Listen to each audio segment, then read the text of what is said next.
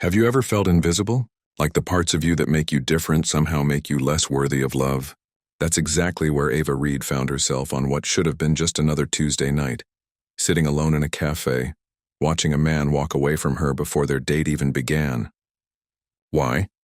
Because he noticed the small devices behind her ears and decided in that split second that she wasn't worth his time.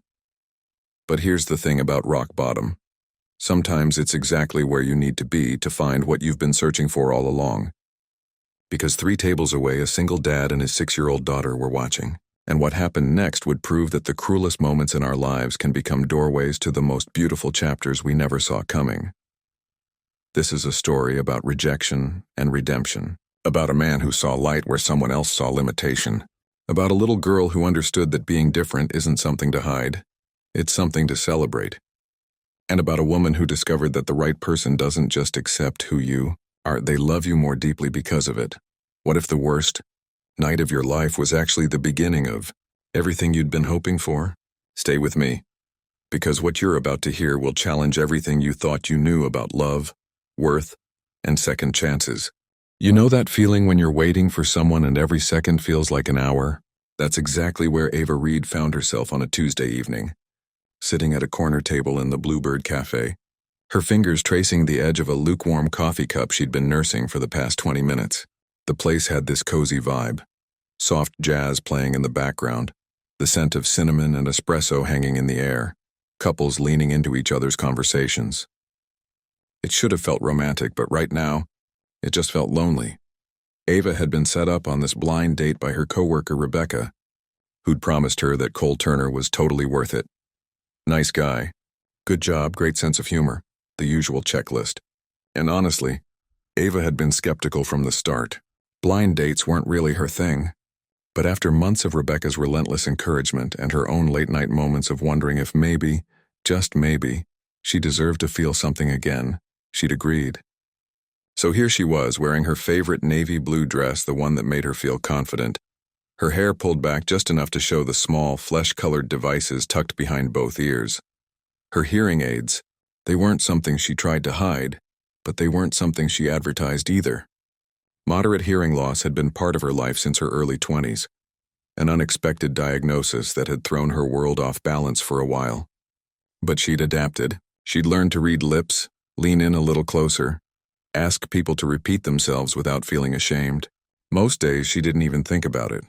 She was a pediatric nurse, for crying out loud. She spent her days comforting scared kids, making them laugh before shots, holding their tiny hands through tough moments. If she could handle that, she could handle a first date, or so she thought. Cole walked in 35 minutes late. No text, no heads up, nothing. Ava watched him scan the cafe, his eyes finally landing on her. She gave a small wave, a nervous smile, the kind you give when you're hoping this won't be as awkward as it already feels. He walked over, and for a second she felt a flicker of relief. He was here? That was something, right, Ava? He asked, though it was more of a confirmation than a question. Yeah, hi. You must be Cole. She stood up halfway, unsure whether to shake his hand or go for a hug. They settled on an awkward half-wave situation, and he slid into the seat across from her. Sorry I'm late, he said, though his tone didn't really sound sorry. Traffic was insane. It's okay, Ava replied, even though it wasn't, not really. But that's what you do, isn't it? You smooth things over, make people comfortable. Pretend like their lateness didn't just cost you 35 minutes of self-doubt and second-guessing. They made small talk for a few minutes. Surface-level stuff about work, the weather, how long they'd lived in the city. Ava found herself leaning in slightly, the way she always did, making sure she caught every word. The cafe was busier now, voices overlapping, the hiss of the espresso machine cutting through the jazz music. It wasn't impossible to hear, but it required focus, effort, the kind of invisible labor that people with perfect hearing never had to think about. And that's when it happened. Cole's eyes drifted, just for a second, but long enough for Ava to notice. His gaze landed on the side of her head, where the small curve of her hearing aid was visible. His expression shifted, subtle but unmistakable. It was like watching someone realize they'd walked into the wrong room, he started, his voice trailing off. He glanced down at his phone, then back at her. You've got hearing aids. Ava's stomach tightened. There it was. The question she'd learned to recognize in 1,000 different forms. Sometimes it came from curiosity, sometimes from genuine interest. But this time it felt like an accusation. Yeah, she said, keeping her voice steady. Moderate hearing loss. I've had them for a few years now. They help a lot, actually. She tried to smile, tried to make it sound casual, like it was no big deal. Because it wasn't. Or at least it shouldn't have been. Cole nodded slowly, but his jaw had tensed. He wasn't looking at her anymore, not really. His eyes kept darting toward the door, toward his phone, anywhere but at her. And then he did something that Ava would replay in her mind for weeks. He stood up. Look, I'm sorry, he said. Though again, he didn't sound sorry at all. I don't think this is gonna work out. I didn't know about, you know. He gestured vaguely toward her ears, and in that moment, Ava felt something inside her crack. Not break, just crack. Like a hairline fracture you don't notice until later. When everything starts to fall apart, you're leaving? She asked. And she hated how small her voice sounded. How defeated. Yeah, sorry, good luck with everything. And just like that, he turned and walked out. Didn't pay for his coffee, didn't look back. Just gone, Ava sat there, frozen. Around her, the cafe continued its rhythm. People laughing, cups clattering. That damn jazz music still playing like nothing had happened. But something had happened. Something humiliating and gutting and unfair. She could feel the heat rising to her cheeks, the sting of tears she absolutely refused to let fall. Not here, not now. She reached for her coffee even though it had gone cold and took a sip just to have something to do with her hands. Her mind was racing. Had she done something wrong? Should she have mentioned the hearing aids before they met? But why should she have to? They were just a tool, like glasses or contact lenses. They didn't define her. They didn't make her less than. And yet, in Cole's eyes, they clearly had. The worst part wasn't even the rejection itself. It was the way he'd looked at her. Like she'd deceived him somehow, like she'd shown up to the date with some kind of hidden flaw that invalidated everything else about her. Her kindness, her work, her laugh, the fact that she'd shown up on time and actually tried, none of it mattered. All he'd seen were the devices behind her ears, and that had been enough for him to decide she wasn't worth his time. Ava set her cup down carefully, her hands trembling slightly. She wouldn't cry. She'd save that for later, when she was alone in her apartment with the door locked and no one around to witness her falling apart. Right now, she just needed to get out of this cafe with whatever dignity she had left. But as she gathered her purse and stood to leave, she couldn't shake the thought that maybe this was just how it would always be. Maybe every time she met someone new, this moment would come. The moment they noticed, the moment they decided she was too much work, too complicated, too different. And maybe she'd just have to learn to live with that. What Ava didn't know, as she prepared to walk out of the Bluebird Cafe with her head held high and her heart in pieces, was that someone had been watching the entire scene unfold. Someone who understood in ways she couldn't yet imagine exactly what she was feeling. Ethan Brooks had learned a long time ago to notice things other people missed. Maybe it came with being a single dad, or maybe it was just what happens when you spend years navigating a world that wasn't quite built for your daughter. Either way, he'd developed this sixth sense, an awareness of the small, silent struggles happening around him. He'd been sitting 3 tables away with Mia, his 6-year-old, when the whole thing went down. They were at the Bluebird for their usual Tuesday treat. Hot chocolate for her, black coffee for him, and a shared slice of lemon cake that Mia always insisted on dividing, perfectly equal. It was one of those little rituals that made life feel manageable, even when everything else felt like it was barely holding together. Mia had been coloring in her butterfly book, tongue sticking out in concentration, when Ethan first noticed the woman at the corner table. Navy dress, nervous energy, checking her phone every few minutes. Classic first date vibes. He'd been there before, years ago in what felt like another lifetime, and he remembered that particular brand of anticipation mixed with dread. Then the guy walked in. Late, judging by the woman's expression. Ethan had gone back to his coffee, not wanting to stare, but the cafe was small enough that sound carried. Well, most sound. For Mia, the world was quieter, filtered through the small pink hearing aids she wore with more confidence than most adults Ethan knew. She'd gotten them when she was 4, right after her mom, Angela, had passed. Those had been dark days, the kind where Ethan barely remembered to feed himself, let alone figure out that his daughter's speech delays weren't just grief, but something more. Angela would have caught it sooner.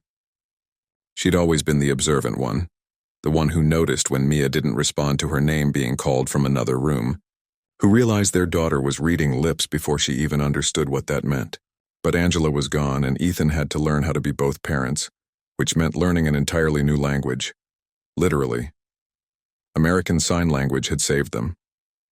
Not because Mia couldn't hear with her devices, she could pretty well actually, but because it gave them another way to connect.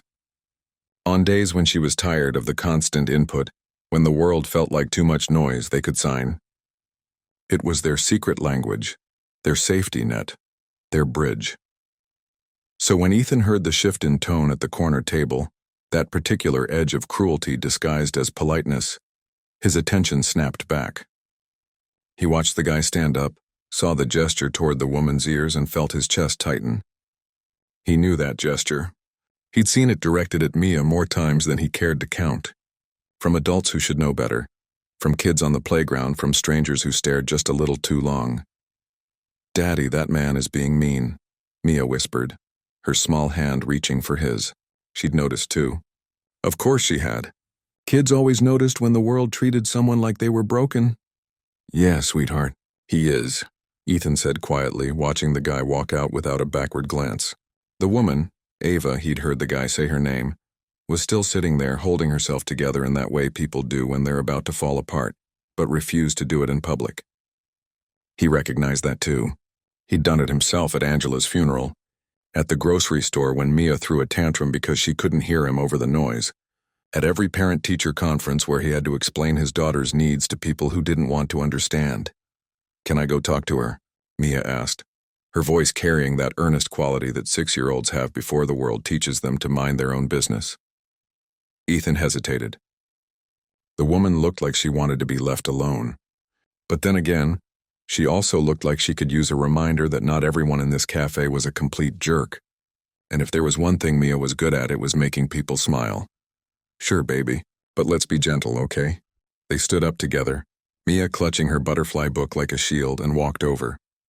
The woman was gathering her purse, preparing to leave, when Ethan cleared his throat softly. She looked up, and for a second he saw it, the defensiveness, the bracing for another blow. God, he hated that this was what the world did to people. But instead of speaking, Ethan did something different. He lifted his hands and signed, clear and deliberate, "You deserve better." The change in her expression was immediate. Shock first, then something that looked like relief mixed with disbelief. Her eyes dropped to Mia, who was smiling up at her, and then to the small pink devices behind Mia's ears that matched in purpose, if not in color, her own. "You sign?" Ava asked, her voice catching slightly. "We do," Ethan said aloud, then signed along as he spoke. "My daughter Mia and I. We've been learning together for a couple years now." He paused, then added, "I'm sorry you had to deal with that guy. He's an idiot." Ava let out a breath that might have been a laugh or might have been a sob, hard to tell. "Thank you," she said, and the weight in those two words told Ethan everything about what kind of night she'd been having. Mia, never one to let adults hog the spotlight, tugged on Ava's sleeve gently. "I like your hearing aids," she said. "Mine are pink, see?" She turned her head proudly, showing off the devices that she'd once tried to hide and now wore like badges of honor. "They're beautiful," Ava said, and she meant it. Ethan could tell. "Pink is a great choice." "We come here every Saturday for pancakes," Mia announced as if this was breaking news. "You should come too. Daddy makes really good pancakes at home, but these ones are fluffier." Ethan felt heat creep up his neck. "Mia, I don't think—" "Actually," Ava interrupted, and when she smiled, it was the first genuine smile Ethan had seen from her all night. "That sounds really nice," and just like that something shifted. Not in a dramatic movie moment kind of way, but in the quiet, almost imperceptible way that real life actually works. Ethan found himself pulling out his phone, exchanging numbers, making plans for the following Saturday. Mia was already chattering about showing Ava her butterfly collection and teaching her the signs for different kinds of butterflies because, obviously, that was essential information. As they said goodbye and headed toward the door, Mia insisting on holding both their hands, Ethan caught Ava's eye one more time. There was something there he couldn't quite name. Not gratitude exactly, though that was part of it. More like recognition. like she'd been wandering through a foreign country and suddenly heard someone speaking her language. He didn't know her story yet, didn't know what had brought her to that blind date or what she was going home to tonight, but he knew this. Saturday morning was going to be different from all the other Saturdays, because sometimes the worst moments lead you exactly where you need to be, and sometimes kindness shows up right when you've stopped expecting it. There's something sacred about Saturday mornings, not the kind of sacred you find in churches or temples, but the kind that lives in small rituals. The smell of coffee brewing, the sound of butter sizzling in a pan, the way light filters through kitchen windows in that soft, golden way that only happens before the world fully wakes up. For Ethan and Mia, Saturdays had always meant pancakes. It started after Angela died, when Ethan was fumbling through single parenthood like a man trying to assemble furniture without instructions. Everything felt impossibly hard back then. Getting Mia to eat vegetables, remembering to pack her lunch, figuring out why she kept ignoring him when he called her name from another room. But pancakes? Pancakes he could do. Angela's recipe, the one she'd perfected over years of weekend mornings, became his lifeline. If he could make those pancakes the way she did, fluffy, golden, with just the right amount of vanilla, then maybe, just maybe, he was doing okay. The tradition stuck. Every Saturday without fail. It became their anchor, their constant in a world that had shifted beneath their feet. And when Ava started joining them, something about those mornings shifted again, but this time, in a way that felt like healing rather than loss. That first Saturday after the Bluebird, Ava showed up at Ethan's apartment at 9 a.m, holding a bag of fresh strawberries and looking nervous. She'd changed her outfit 3 times, second-guessed whether bringing fruit was too presumptuous, and almost turned around twice on the walk over. But Mia answered the door in butterfly pajamas and an ear-to-ear grin, and suddenly all that anxiety melted away. "You came," Mia shrieked, grabbing Ava's hand and pulling her inside. "Daddy said you might come, but I knew you would because you promised, and people who promise always keep promises, right?" Ava laughed, genuinely laughed, for what felt like the first time since that awful night with Cole. "Right, always." Ethan appeared from the kitchen, flour dusting his forearms, an apron that read, "World's okayest dad," tied around his waist. "Hey, you made it." His smile was warm, easy, the kind that made you feel like you'd known someone longer than you actually had. "Wouldn't miss it," Ava said, and she meant it. They fell into a rhythm that morning that would repeat itself over the following weeks. Ethan at the stove flipping pancakes with the concentration of a surgeon, Mia at the table, coloring or arranging her growing collection of butterfly books in order of importance, a ranking system only she understood. And Ava, slicing strawberries or setting the table or just watching this little family operate in their comfortable chaos. The conversation flowed easier than Ava expected. Ethan signed while he talked, a habit he'd developed so Mia never felt left out. She'd asked about it the second Saturday, and he'd explained, simply without drama, that Mia's hearing aids worked great, but sometimes she got tired. Sometimes the world was just too loud, too much. On those days, signing gave her a break. It gave them both a break. Angela, my wife, she was the one who pushed for us to learn, Ethan said, his hands moving through the signs as he spoke. She knew before I did that Mia needed more than just the devices. She needed options, ways to exist in the world that didn't exhaust her. There was a pause, the kind that happens when someone mentions a person who's no longer there. Mia looked up from her coloring book, her small face serious. "Mommy was really smart," she said matter-of-factly. She knew lots of things about butterflies and signs and how to make pancakes not burn. Ethan's laugh was soft, edged with something bittersweet. She really was. Ava didn't push for details. She recognized grief when she saw it, knew that it wasn't something you pried open but something people shared when they were ready. Instead, she asked about the butterflies, and Mia launched into an enthusiastic explanation about monarchs versus swallowtails, complete with hand gestures she'd invented because she couldn't remember the official signs. Over the next few Saturdays, the pieces of Ethan's story emerged slowly, carefully. Angela had been a speech pathologist, which explained why she'd caught Mia's hearing loss so quickly. She died in a car accident. Sudden, senseless, the kind of tragedy that doesn't give you time to prepare or say goodbye. Ethan had been left with a 4-year-old daughter, a grief he didn't know how to process, and 1,000 things he suddenly had to figure out alone. The hearing aids were actually one of the easier parts, he admitted one morning while Mia was in the living room, engrossed in a nature documentary about caterpillars. The audiologist was great, insurance covered most of it, and Mia adapted faster than I thought possible. It was everything else that nearly broke me. The loneliness, the guilt about being a single parent, wondering if I was screwing her up by not being two people. Ava's chest tightened. She knew about loneliness, about feeling like you were one wrong move away from completely falling apart. You're not screwing her up, she said quietly. She's amazing. And that's because of you. Ethan met her eyes and something passed between them. Understanding, recognition. The unspoken acknowledgement that they'd both been through things that changed them. Some days I believe that, he said. Other days I'm just trying not to burn the pancakes. It was around the 4th or 5th Saturday when Mia declared Ava her friend butterfly. The term came out of nowhere, mid-breakfast with the casual certainty that only 6-year-olds possess. What's a friend butterfly? Ava asked, bemused. Mia considered this seriously, syrup dripping from her fork. It's like a butterfly, but also a friend. Butterflies are pretty and make you happy when you see them. And you're pretty and you make me happy. So you're a friend butterfly. Ava felt tears prick her eyes. The good kind. The kind that comes from being seen and valued in a way you didn't know you needed. I love that. Can I be your friend butterfly? You already are, Mia said simply, as if it had been decided long ago and they were all just catching up. The Saturdays became sacred for Ava too. They became the thing she looked forward to all week. The antidote to long shifts at the hospital. To the lingering sting of that night at the Bluebird. To the voice in her head that sometimes whispered she was too much work. Too complicated, too different.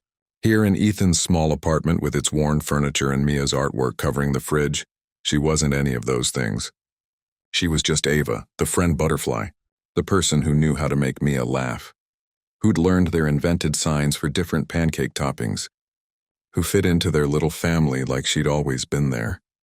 Ethan noticed the change in her, the way her shoulders relaxed when she walked through the door, the way her smile came quicker, easier. The confidence that had been shattered that night was slowly rebuilding itself, piece by piece, pancake by pancake. He noticed other things too. The way she tilted her head when she was really listening to Mia's stories. The kindness in how she corrected Mia's sign language without making her feel wrong.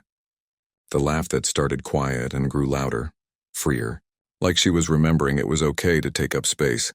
And Ava noticed things about Ethan. The patience in how he explained things to Mia, never talking down to her. The way he checked in without being overbearing. Are you comfortable? Can you hear okay? Do you need us to slow down? The grief he carried that hadn't made him bitter. Just more careful with people's hearts. By the 8th Saturday, they'd developed their own language, not just ASL, but the kind of shorthand that people create when they spend enough time together. Inside jokes about burnt edges and butterfly rankings. Comfortable silences that didn't need filling. Glances across the table that said more than words could. Mia, with the emotional intelligence kids sometimes have before the world teaches them to ignore it, started asking questions. Innocent ones at first. Why didn't Ava come over on other days? Did Daddy like having her here? Could Ava be her friend butterfly forever? The questions made Ethan's heart race and Ava's cheeks flush, because they both knew what was happening. This wasn't just about pancakes anymore. This was about something bigger, something that felt both terrifying and inevitable, like standing at the edge of something you could either step back from or leap into completely. The thing about healing is that it's never linear. You think you're doing better, think you've moved past the hurt, and then something small, a face in a crowd, a familiar location, a stray comment, yanks you right back to that place where you felt small and worthless. For Ava, that moment came on a Tuesday afternoon at the grocery store, 3 months into her Saturday tradition with Ethan and Mia. She was in the produce section, debating between green apples and Honeycrisp, when she heard a voice that made her entire body tense. Ava? Oh my God, is that you? She turned slowly, already knowing who she'd see. Rebecca, her co-worker from the hospital, the one who'd set her up with Cole in the first place, the one who'd texted her the day after that disaster asking how it went, only to receive Ava's curt response. It didn't. Rebecca. Hey. Ava forced a smile. The kind you give when you really just want the earth to swallow you whole. I've been meaning to call you, Rebecca said, her voice dripping with that particular brand of pity that made Ava's skin crawl. I heard about what happened with Cole. I'm so sorry. I had no idea he'd be such a jerk about the hearing aids. That's what she meant but wouldn't say. About the thing that made Ava different, complicated, too much work. It's fine, Ava said, gripping her shopping basket tighter. Really, it was just one bad date. But Rebecca wasn't done. She never was. I just feel terrible. I should have warned him beforehand, Given him a heads up so he wouldn't be caught off guard. That was my mistake, and there it was. The thing that made Ava's chest constrict and her throat tighten. The implication that her hearing loss was something that required a warning label, a disclosure statement, a preparation period for unsuspecting men who might otherwise be interested. I don't think that's... Ava started. But Rebecca barreled on. Anyway, I'm glad you're okay. You'll find someone eventually. Someone who doesn't mind about the whole hearing thing. There's someone for everyone, right? Ava mumbled something non-committal, made an excuse about being late, and practically fled the store. She left her half-filled basket on an abandoned shelf and walked home in a daze, Rebecca's words echoing in her head. Someone who doesn't mind, someone who can overlook it, someone who'll settle for you despite the inconvenience. By the time Saturday rolled around, Ava had convinced herself that she'd been fooling herself these past few months. The pancake mornings, the easy laughter with Mia, the way Ethan looked at her sometimes like she was something precious. It was all temporary. A fluke. Eventually, he'd realize what Cole had realized, what Rebecca had basically said outright, that Ava was more trouble than she was worth. She showed up at Ethan's apartment that morning, but something was different. She was quieter, more withdrawn. When Mia asked her to sign butterfly wings, she did it mechanically without the usual enthusiasm. When Ethan tried to catch her eye across the kitchen, she looked away. You okay? He asked during breakfast, his voice low enough that Mia, engrossed in syrup architecture, didn't hear. Yeah, fine. Just tired. It wasn't a lie exactly. She was tired. Tired of feeling like she had to prove her worth. Tired of wondering when the other shoe would drop. Tired of the voice in her head that sounded suspiciously like Cole and Rebecca, telling her she was a burden. Ethan didn't push, but she could feel him watching her, assessing. After breakfast, when Mia ran off to get her latest butterfly drawing, he finally spoke up. What happened? Nothing happened, Ava said, stacking plates with unnecessary force. Ava. His voice was gentle but firm. Something happened. You've been off all morning. She set the plates down, gripping the counter's edge. I ran into someone. The person who set me up with Cole. She said some things that just cut in my head, I guess. What kind of things? Ava laughed, but there was no humor in it. That she should have warned him about my hearing loss beforehand. That I'll find someone eventually who doesn't mind about the whole hearing thing. She made air quotes, her hands shaking slightly. Like I'm damaged goods that need to come with a disclaimer. Ethan was quiet for a moment, and in that silence, Ava felt her worst fears crystallizing. This was it. This was when he'd agree. When he'd gently explain that while he cared about her, maybe she was right to be cautious. Maybe this was all too complicated, but that's not what happened. That's bullshit, Ethan said, his voice sharp in a way she'd never heard before. Complete and total bullshit.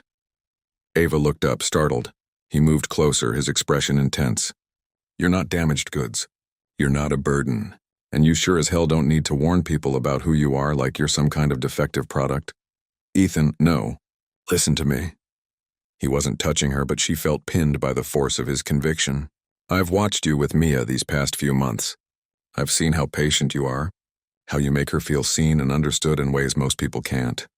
I've watched you navigate a world that wasn't built for you with more grace and strength than anyone I've ever met. You know what I see when I look at you? Ava couldn't speak, could barely breathe. I see light, Ethan continued. I see someone who makes every room brighter just by being in it. Someone who turns Saturday mornings from routine into something I look forward to all week. Someone who's given my daughter a role model she desperately needed. Someone who shows her that being different isn't something to hide or apologize for. But Cole, Ava started, her voice cracking. Cole's an idiot, Ethan interrupted, and so is anyone else who can't see what's right in front of them. Your hearing aids aren't a flaw, Ava. They're just part of who you are, like Mia's are part of who she is. Like my terrible jokes are part of who I am. They don't make you less. They don't make you a burden. They're just you. Something broke open in Ava's chest. Not the crack from that night at the Bluebird, but something else. Something that felt like release. Like permission to stop carrying the weight of other people's judgments. "I've been so scared," she whispered. "Scared that you'd wake up one day and realize how much work it is. How much easier your life would be if I just what? Missed out on knowing you? Missed out on seeing Mia light up every Saturday morning because her friend Butterfly is coming over? Missed out on the best thing that's happened to us in years." He shook his head. "That wouldn't be easier, Ava. That would be the biggest mistake of my life." The tears came then hot and fast.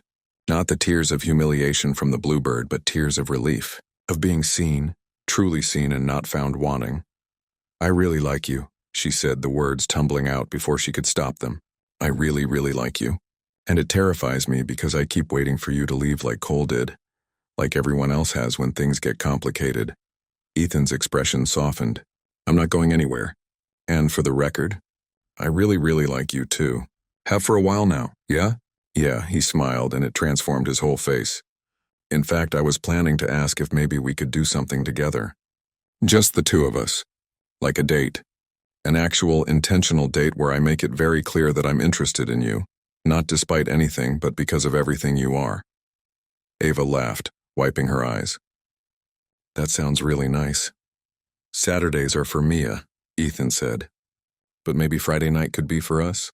"Friday night," Ava repeated, testing the words. They felt good. Right. Like the beginning of something she'd been too afraid to hope for. From the living room, Mia's voice rang out. "Are you two being mushy? Because if you're being mushy, I want to see." They both laughed, the tension breaking into something warm and full of possibility.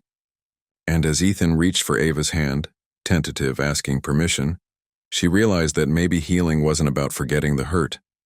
Maybe it was about finding someone who saw your scars and didn't flinch. Someone who understood that the hardest thing about being different wasn't the difference itself, but the loneliness of facing it alone. She squeezed his hand back, and in that simple gesture everything shifted. The fear didn't disappear entirely, fear rarely does, but it became smaller, more manageable. Because now she wasn't carrying it by herself.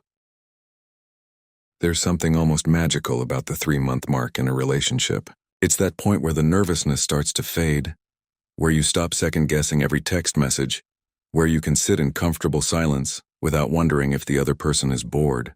For Ava and Ethan, those 3 months had been a revelation. Their first official date, the one Ethan had asked for in his kitchen, while Ava was still processing his declaration that she was light, not burden, had been at a small Italian restaurant downtown. Nothing fancy. Just checkered tablecloths and candlelight and conversation that flowed so easily it felt like they'd been doing this for years. Ethan had made sure to request a quiet corner table, away from the kitchen noise, and Ava had noticed. She always noticed the small considerations he made without making a big deal about them. After that, Friday nights became theirs. Sometimes they went out. Movies with captions, quiet cafés, walks through the park when the weather was nice. Other times they stayed in, cooking together in Ethan's tiny kitchen or watching TV on Ava's couch with subtitles running. It didn't matter what they did. What mattered was the ease of it, the way they'd learned each other's rhythms, the way Ethan would automatically face her when he spoke, and Ava would reach for his hand when crowds got overwhelming. Saturdays still belonged to Mia and Pancakes, but now there was an understanding that hung in the air, something unspoken but deeply felt. They were becoming a unit, the three of them. A family almost, though nobody had said that word out loud yet. But tonight was different. Tonight Ethan had planned something special. He'd picked Ava up at 7, telling her only to dress comfortable and bring a jacket. The mystery of it made her nervous in that good way, the kind of nervous that comes with anticipation rather than dread. They drove for about 30 minutes outside the city, and when Ethan finally pulled into a small lakeside park, the sun was just beginning its descent toward the horizon. "A lake?" Ava asked, smiling as she got out of the car. "Not just any lake," Ethan said, pulling a picnic basket from the trunk with a flourish that made her laugh. "The lake where Angela and I got engaged, actually." Ava's smile faltered slightly. "Oh, I didn't... No, wait, that came out wrong." Ethan set the basket down, turning to face her fully. "This place is special to me. It holds memories I treasure. And I wanted to bring you here because you're becoming someone I want to make new memories with. Not to replace the old ones, but to add to them. Does that make sense? It did. More than he probably knew. Yeah, that makes perfect sense. They walked down to the water's edge where Ethan had apparently scoped out the perfect spot earlier. A flat area with a view of the lake that was nothing short of breathtaking. The water reflected the pink and orange sky like a mirror, and the air smelled like pine and summer evenings. It was quiet here, peacefully so, with only the occasional bird call and the gentle lap of water against the shore.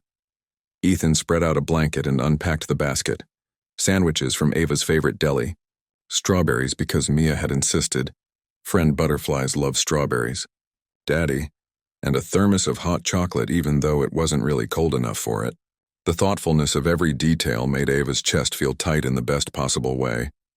They ate and talked as the sun continued its slow journey downward, painting the sky in increasingly dramatic shades. Ethan told her stories about bringing Mia here when she was younger, how she'd been convinced there were mermaids in the lake, and insisted on bringing them offerings of crackers and juice boxes.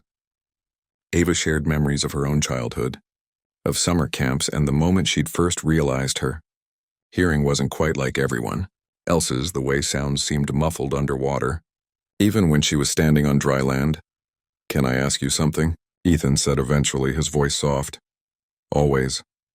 When did you stop being scared? With us, I mean. You were so guarded that first Saturday, and even after we started dating, I could feel you waiting for the other shoe to drop. But lately, you seem different. More settled." Ava considered this, watching the light dance across the water. "I think it was that day in your kitchen, when you told me I wasn't a burden. Nobody had ever said that to me before, not in a way that felt true anyway.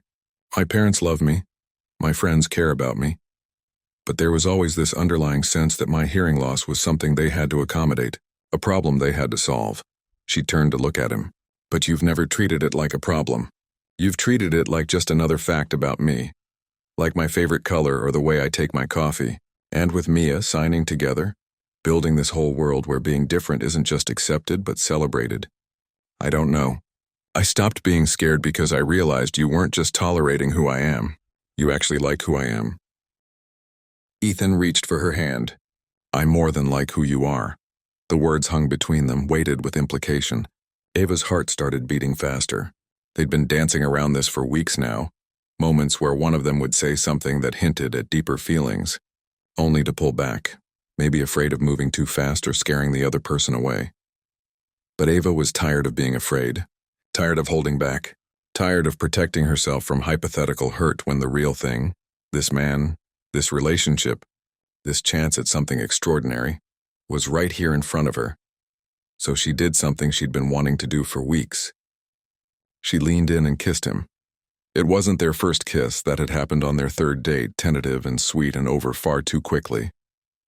But this was different. This was a statement, a choice, a leap of faith all wrapped into the press of lips and the taste of chocolate and strawberries. Ethan responded immediately, his hand coming up to cup her face. And for a moment the world narrowed to just this, the warmth of him, the gentleness, the rightness of it all. When they finally pulled apart, both breathing a little harder, Ava knew what she needed to say. Knew that the moment had come to stop hedging, stop protecting herself, stop pretending that what she felt was anything less than everything. She lifted her hands and signed, clear and deliberate, "I love you." Ethan's expression transformed, surprise melting into joy, melting into something so tender it made Ava's eyes sting. He signed back without hesitation, his movements fluid and certain, "I love you." Then he spoke aloud, his voice thick with emotion. "I love you. Not in spite of anything, not because you're convenient or easy or uncomplicated. I love you because of who you are, because you're strong and kind and patient, because you make Mia laugh and you remember how she likes her pancakes and you've taught her that being different is something to be proud of, because when I'm with you I feel like I'm the best version of myself." "Ethan," Ava whispered, tears spilling over.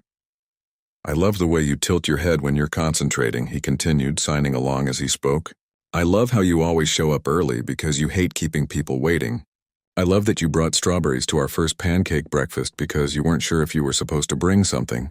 I love your dedication to your patients, the way you talk about them like They're the most important people in the world. I love every single thing about you, including and not limited to your hearing aids, which are part of the amazing person you are. Ava was full-on crying now, the happy kind of crying that feels like release. I love you too, so much. You and Mia, you've given me something I didn't think I'd ever have. A place where I belong completely, without reservation or apology. They kissed again, longer this time.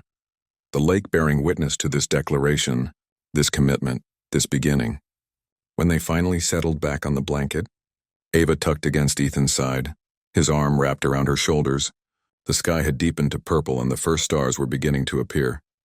So we're doing this? Ava asked, her voice playful despite the tear tracks on her cheeks. We're officially together? Like boyfriend-girlfriend telling people about us together? We're definitely doing this, Ethan confirmed, pressing a kiss to the top of her head. Although I'm going to need you to help me figure out how to tell Mia that her friend Butterfly is now also Daddy's girlfriend. She's going to have opinions, Ava laughed. She's going to be insufferable about how she knew before we did. Absolutely. She'll probably demand a speech at our wedding. The word hung in the air. Wedding. Casual and yet not casual at all. Neither of them acknowledged it directly, but Ava felt Ethan's arm tighten slightly around her, felt her own heart skip at the implication. They'd just said I love you. They were just beginning. But already the future was stretching out before them, full of possibility. As they packed up the picnic and headed back to the car, hands intertwined, Ava thought about how far she'd come from that night at the Bluebird. From feeling broken and burdensome, to feeling cherished and whole. From believing love required hiding parts of herself to understanding that real love meant being fully seen. The drive home was quiet but comfortable, the kind of silence that only comes when words aren't necessary. And as Ethan pulled up to her apartment and walked her to the door, Ava found herself already thinking about next Saturday, about Mia's reaction, about how their little family of 3 would navigate this new dynamic. She didn't know it yet, but this was just the beginning. The confession by the lake was one milestone, but there were others waiting in the wings.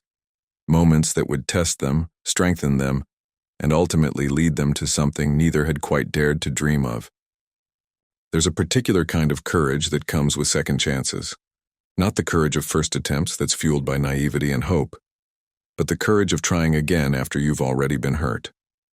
The courage to walk back into a place that holds painful memories and decide deliberately to make new ones. That's exactly what Ethan was doing when he called the Bluebird Cafe 6 months after that night by the lake, asking if they'd be willing to host something a little unusual. The manager, a kind woman named Patricia, who'd been there long enough to witness countless first dates go sideways, listened to his request and didn't hesitate. We'd be honored, she'd said. And Ethan had felt the first flutter of nerves mixed with excitement. He hadn't told Ava what he was planning, hadn't told anyone except Mia, who'd been sworn to secrecy with the solemnity only a 7-year-old facing her first real secret could muster. She'd practiced her serious face in the mirror for 3 days straight, convinced she'd accidentally sign something and give it all away. Daddy, what if my hands just tell her without my brain saying okay? She'd asked, genuinely worried about her body's potential betrayal. The plan was simple in concept but complex in execution. A night at the Bluebird, the place where Ava had once felt humiliated and small, transformed into something entirely different. A celebration of communication in all its forms, but especially in the language that had brought their family together. I need you to trust me, Ethan had said to Ava that Friday evening, standing at her apartment door with that particular smile that made her simultaneously suspicious and charmed. That's a terrifying way to start a date, she'd replied, but she'd grabbed her jacket anyway. The drive to the Bluebird had been filled with Ava's increasingly creative guesses about where they were going, each one more outlandish than the last. A trampoline park, a pottery class, a surprise cooking competition where they'd have to recreate that first pancake breakfast.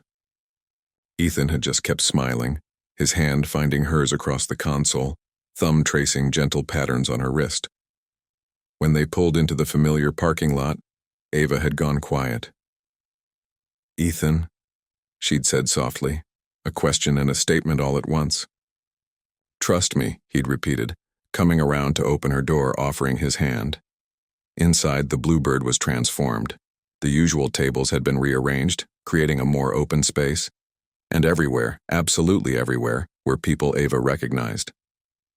Her co-workers from the hospital, including the pediatric nurses she was closest to, Ethan's colleagues and neighbors, Mia, practically vibrating with excitement next to Angela's parents, who'd driven in from 2 states away, and scattered throughout, wearing expressions of warm welcome, were members of the local deaf community. People who'd worked with Ethan and Mia over the years, who'd helped them learn ASL, who understood the language not just as communication, but as culture, identity, belonging. But the most striking thing was the silence. Not the oppressive silence of people who have nothing to say, but the beautiful, intentional silence of people communicating entirely through sign. "Welcome to ASL Night at the Bluebird," Patricia signed. From behind the counter, her movements slow and clear for those still learning. "Tonight we speak with our hands." Ava turned to Ethan, eyes wide. "You did this?" "We did this," he signed back, nodding toward Mia, who was already rushing over. "Because you deserve to have good memories here. You deserve to take back this space and fill it with something beautiful." The evening unfolded like a dream. People mingled, hands flying through conversations about everything and nothing. Patricia served coffee and pastries, pointing to a menu board she'd created with pictures so ordering could happen without speaking. Someone had set up a small projector showing a slideshow of photos, Ethan and Mia through the years, Ava's nursing school graduation, and recent pictures of the 3 of them together, laughing, signing, being a family. Ava found herself moving through the crowd in a daze, accepting hugs and signed congratulations for something. She wasn't quite sure what they were celebrating, but the joy in the room was palpable, infectious. One of the deaf community members, an older woman named Diane, who'd been Mia's first ASL teacher, pulled Ava aside. "That man," she signed, nodding toward Ethan, who was deep in signed conversation with Ava's co-worker Rebecca, the same Rebecca from the grocery store, who looked like she was on the verge of happy tears. "He came to community center 3 months ago. Asked how to plan this. Asked what would be respectful, meaningful. He wanted everything perfect for you." Ava's throat tightened. 3 months? Diane smiled. "Love takes time. Worth it, though." It was about an hour into the evening when Ethan caught Ava's eye across the room and signed, "Come with me." He led her to a small cleared space near the window, the same window Ava realized with a jolt, where she'd sat waiting for Cole, where everything had gone so wrong before it could even start. The room gradually quieted, people turning to watch. Mia positioned herself front and center, her small face split with a grin that suggested she absolutely knew what was coming. Ethan took both of Ava's hands, and when he began to sign, his movements were slow, deliberate, weighted with emotion. "The first time I saw you in this cafe, you were holding yourself together with the kind of strength most people never have to use. Someone had just broken something in you, and you refused to let it show. I watched you gather your dignity and prepare to leave, and I thought, that's the bravest person I've ever seen." Ava was already crying, but she didn't look away. "You walked into our lives and made everything brighter. You showed Mia that being different is something to celebrate. You gave me permission to love again, to believe that our little family could grow and change and become something even more beautiful. You love with your whole heart, Ava Reed. You're patient and kind and strong and everything I never knew I was looking for." And then Ethan did something that made the entire room hold its collective breath. He lowered himself onto one knee, pulling a small box from his pocket. "Will you marry me?"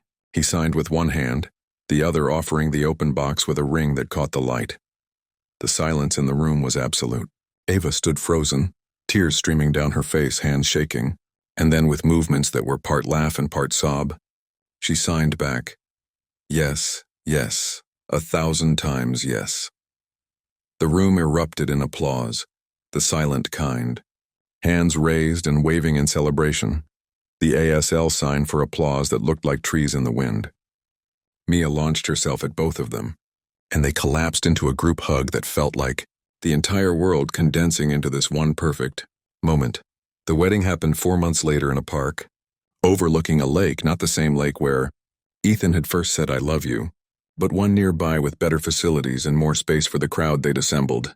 It was a mix of traditional and unique, with officiants who spoke and signed simultaneously, vows delivered in ASL and English, and a moment of silence that wasn't empty but full of meaning and presence and community.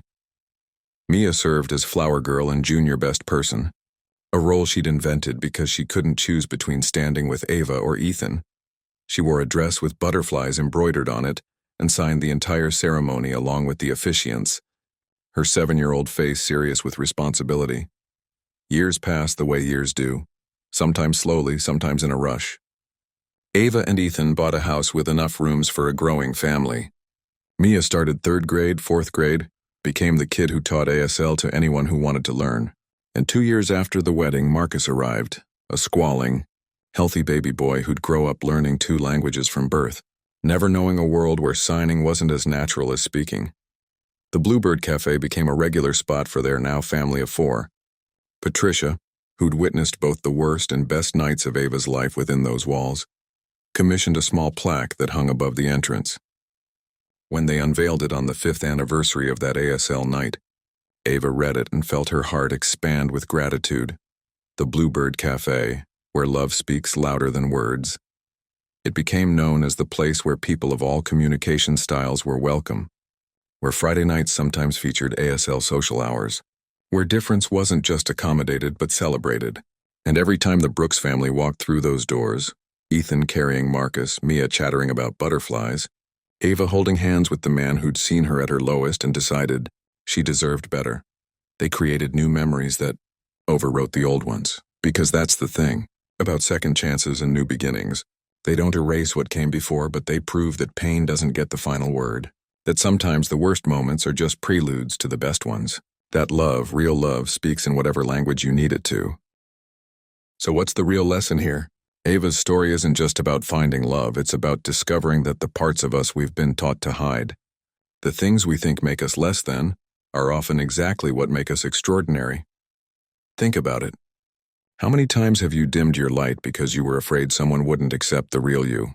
How many opportunities for genuine connection have you walked away from because you convinced yourself you were too much, too different, too complicated? The truth is, the right people, the ones who truly matter, won't just tolerate your differences. They'll celebrate them. Ethan didn't fall in love with Ava despite her hearing aids. He fell in love with her because of everything she was. Her strength, her kindness, her resilience, and yes, the experiences that shaped her, including her hearing loss. That's the kind of love worth waiting for. The kind that sees all of you and says, yes, this. Exactly this. So here's my question for you. What part of yourself have you been hiding? What authentic piece of who you are have you kept locked away? Because someone once made you feel like it was a flaw. And more importantly, what would happen if you stopped hiding? What if you showed up fully, completely, unapologetically as yourself? And trusted that the right people would find their way to you. Maybe you won't meet your person at a cafe after a terrible blind date. Maybe your story will look completely different. But I promise you this. The moment you stop shrinking to fit into spaces that weren't made for you, the moment you embrace everything that makes you uniquely you, that's when the magic happens. That's when your people show up.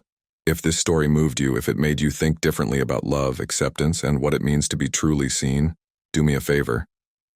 Subscribe to this channel and hit that notification bell, because we share stories like this every single week. Stories that don't just entertain but transform.